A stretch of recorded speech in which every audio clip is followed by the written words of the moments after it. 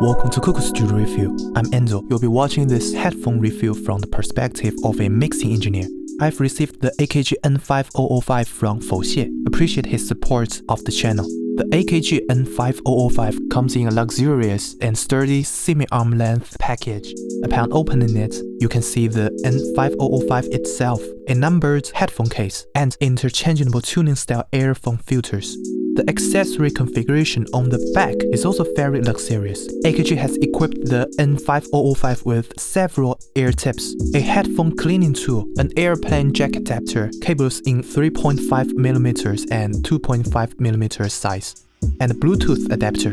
This allows you to either get the maximum sound quality with the traditional wired connection on the N5005 or enjoy a more convenient experience as Bluetooth IEM. The headphone body is made of a high-gloss ceramic material with a good texture, but it is prone to fingerprints. The air-fitting side is made of a skin-like leather and is marked with the 5005 logo. At 5.5 grams each, these IEMs have a moderate weight that won't weigh down your ears. It's very convenient to change the earphone filters, as you can simply twist them off with your hands. Now let's take a look at its sound performance. The frequency response shows that changing the filters has a huge impact on the sound style of the N5005. As shown, the bass boost filter has more bass below 100 Hz compared to the Harman 2018, which is more in line with the performance of 2019. There's a roughly 6 dB attenuation at 3 kHz and 6 kHz. Overall, it has a warmer sound. The reference mid-high boost, high boost sounds are almost a step-by-step overall high-frequency sharp boost from 2 kHz, which provides a wide range of sound adjustment for headphone users. However, each filter has high-frequency peak around 8 kHz. This will bring a certain level of excitement, but may not be suitable for people with high-frequency sensitive hearing. You can obtain its frequency response calibration file made by me from Patreon. It involves manual auditory judgments, especially in the high-frequency range. And if you support Cuckoo Studio on Patreon, it will help us to continue producing audio review content faster and better. Thank you for your support. Distortion. The cleanest distortion data is from bass boost filters, except for slightly higher third harmonics at a normal music SPL level of 86 dB. The mid-high frequencies remain relatively clean when the volume is increased.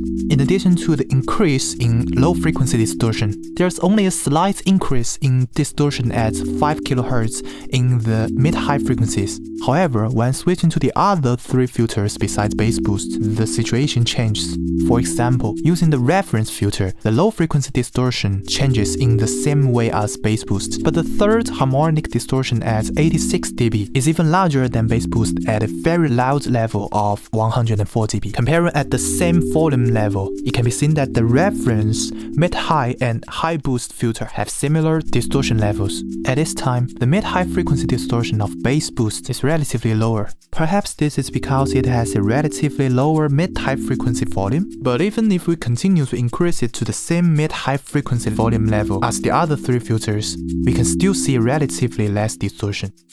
Let's enter the Cuckoo Studio mixing space. Due to the large changes in the filter's effect on frequency response, the sense of sound space of N5005 will also change significantly. Under a bass boost filter, the bass is heavier. There's no major problem with the mid-frequency volume. The bright parts of the instruments are slightly reduced, but as you get closer to filters with more high-frequency gain like high boosts, combined with the 8 kHz high-frequency peak, percussions, breathing and sibilance feel obviously excessive for most people.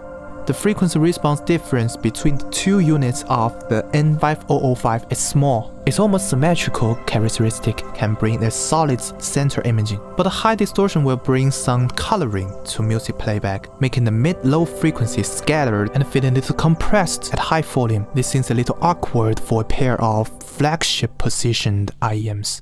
In the current audio market, we can obtain many low-priced, high-quality products. If the N5005 maintains its original price at $1,000, it seems to lack sincerity in this market environment. However, due to its plunge to a price of $199, the luxurious package, highly playable filter replacement, and Bluetooth adapter it comes with, is it worth considering the price to quality plus quantity ratio at this time? Each person may have a different answer. You can judge for yourself based on the above information. This is Cook Studio Review. Please stay tuned. I'll be continuing to explore the secrets of headphones with you.